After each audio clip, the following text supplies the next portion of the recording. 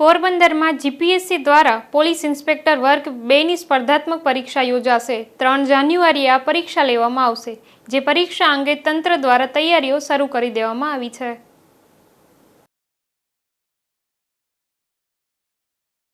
ગુજરાત જાહેર સેવા આયોગ ગાંધીનગર દ્વારા આગામી રવિવારે તારીખ 3/1/2021ના રોજ વર્ગ 2ની પોલીસ ઇન્સ્પેક્ટરની પરીક્ષા સ્પર્ધાત્મક પરીક્ષા યોજાવાની છે અને જે સંબંધિત માનનીય કલેક્ટર શ્રીની કચેરીના માર્ગદર્શનમાં જિલ્લા શિક્ષણ અધિકારી કચેરી પોરબંદર દ્વારા જરૂરી તમામ તૈયારીઓ પૂર્ણ કરવામાં આવી છે।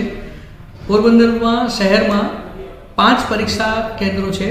નવયુગ વિદ્યાલય, બાલુબા વિદ્યાલય, ચમ સ્કૂલ, જેવી ગોઢાણીયા સ્કૂલ।